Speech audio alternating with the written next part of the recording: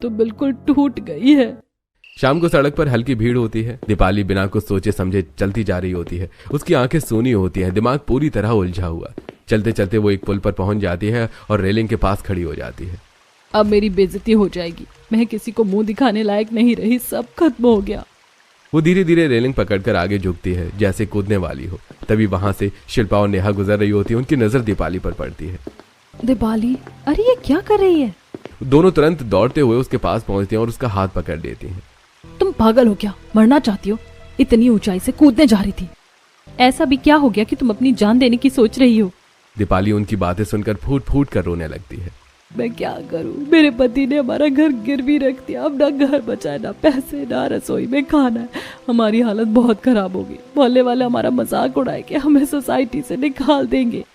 शिल्पा और नेहा एक दूसरे को देखते हैं, फिर दीपाली को संभालती हैं। हर चीज का सॉल्यूशन होता है। मरने के बाद तुम कुछ नहीं कर पाओगी। जिंदगी खत्म करना कोई हल नहीं है। हाँ, हम है ना, हम तुम्हारी मदद करेंगे, तुम अकेली नहीं हो। लेकिन मैं अपने बच्चों को कैसे पालूंगी?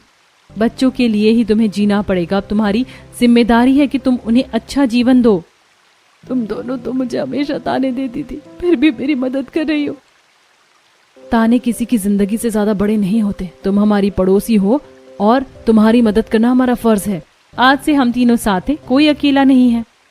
अगले ही दिन सुबह कल की घटना के बाद तीनों बहुएं एक साथ बैठी होती हैं। दीपाली की आंखों में अभी भी डर और उदासी होती है, लेकिन शिल्पा और नेहा के चेहरे पर एक नई उम्मीद दिख रही होती है। सुनो, मेरे पास एक आइडिया है। क्यों ना हम अपना एक फूड ट्रक शुरू करें? Food truck?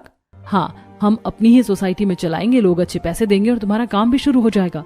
बिल्कुल, तुम्हारे पास हुनर है, मेरे पास ताजी सब्जियां और शिल्पा के पास पैसा और मैनेजमेंट। तीनों मिलकर धूम मचा देंगे।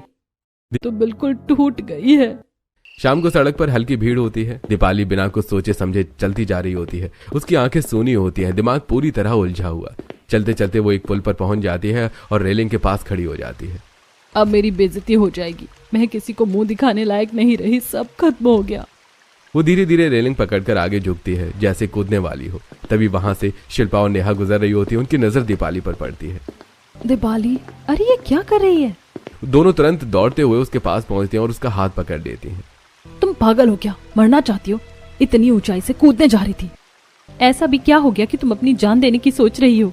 दीपाली उनकी बातें सुनकर फूट फूट कर रोने लगती है। मैं क्या करूं? मेरे पति ने हमारा घर गिरवी रख दिया। अब ना घर बचा है, ना पैसे, ना रसोई में खाना है। हमारी हालत बहुत खराब होगी। मोहल्ले वाले हमारा मजाक उड़ाए कि हमें सोसाइटी से निकाल देंगे। शिल्पा और नेहा एक दूसरे को देखते हैं, फिर दीपाली को संभालती हैं।